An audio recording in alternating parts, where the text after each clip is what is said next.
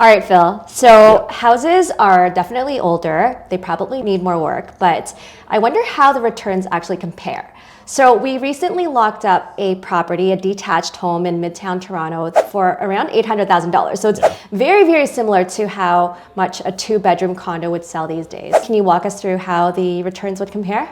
Yeah, for sure. So the condo was 2 bed, 2 bath, good area, sold for just under 800K. Now that'll rent for about 3,200 bucks these days. Tenants are going to pay hydro.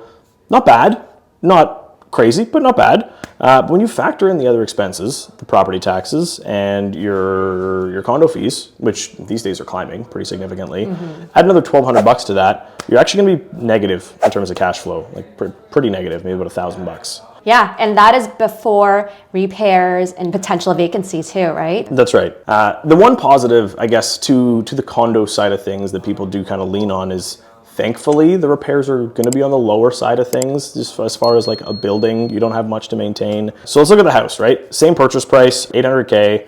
It's a detached property on a main street. We're going to do about 150K in renos, so more cash needed up front, certainly, around 340K versus the total of 190K for the condo. Under $1 million for a detached house in Toronto. Tell me like 3 years ago, I'd be like, no way, but it looks like it is very possible, but it is discounted because it's on a main road. You know, after you do the renovations, you convert into 3 units, how would the rents look like? Yeah, significantly different than the condo, right? And that's the biggest benefit here for me. For a lot of people, is the multiple units that you're going to get are going to provide you quite a bit more rent than the single unit you're going to get out of the condo.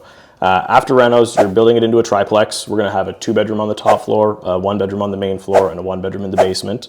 All together, those are going to bring in over $6,000 a month in rent, so almost double. Oh, wow. Yeah, almost double the condo. So now after your operating expenses and your mortgage, cash flows.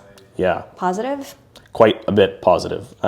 So your expenses are going to be similar, about 1,200 bucks a month all in. You've got some more maintenance that you have to do because it is a home, it is larger, it's a bit older, right? But that's all factored in. Instead of losing $1,000 a month in this case, we're actually going to be cash flow positive over $2,000 a month here. Huge cash flows. What is the exit strategy investing in a house? Are they just, renting it out, leaving it, or what do they plan on doing after this? You could do either, right? I think the benefit of the multifamily property is you've got more exit strategies, right? When you look at a condo, you kind of just hold it and bank on appreciation, right? That's a little bit more speculative, that approach. With the freehold, the multifamily, you could look to sell it afterwards. You are going to be adding value, right? So you're bumping the value. I think we said we purchased it around 800. You're bumping the value up to close to $1.1 million territory. So you've added significant value, about 150K in lift in that property, right? That's not an option that you have with a condo. You also have a significant amount of cash flow. So you've added value. You've given yourself an exit strategy to potentially sell it. You could sell it to a homeowner who's going to live in one of those units, rent out 2 of them and kind of live rent-free.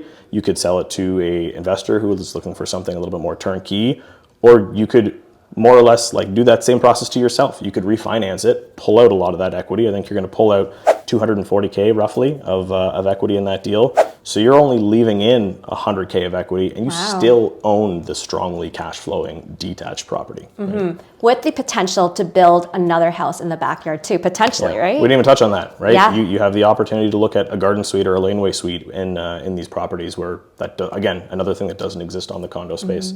So more rent that you can build in, more appreciation that you can force into that property, and just to give you more options for value creation.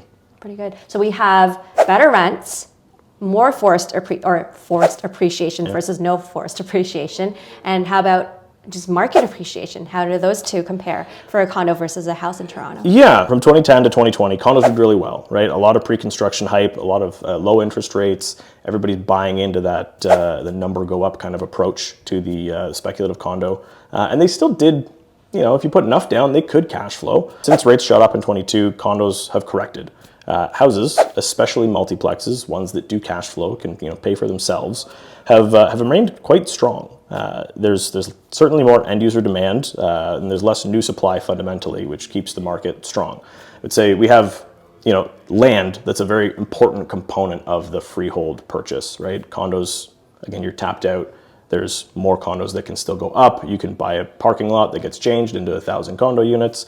Freehold property, does not, there's no more of that being created, right? And we also have the fundamentals of income, cash flow that allow people to hold those properties stronger, right? So even in a market like today, where prices aren't necessarily going up, they hold a whole lot stronger in the freehold and the multiplex space. So, I mean, at the end of the day, condos are definitely an easier investment, but I feel like the numbers still need to make sense, and it might not make as much sense in the condo space. In our example today with the property that our client just bought, obviously it does need a lot of work because it is a conversion project. But even like you were talking about turnkey multiplexes, if you were to sell it today, this property would still cash flow positive at 1.1 mil if it's valued at that. So that's another option. And then we also have property management as well, which would make it a more passive investment. 100%. If you want to look at it like apples to apples, right, from like the turnkey multiplex, even including paying for a property management company, that would probably be the closest way that you can go apples to apples with a condo, right? You're still getting more units, you're paying for a property management company, and you still have a stronger appreciation rate, stronger kind of potential to hold, stronger cash flow on that property than a condo. I mean, I think to me it's a bit of a no-brainer. So if you do want to learn more about these multiplex deals in Toronto, feel free to reach out to us, and you can also connect with Phil by heading to this handle right here. Take care. Bye.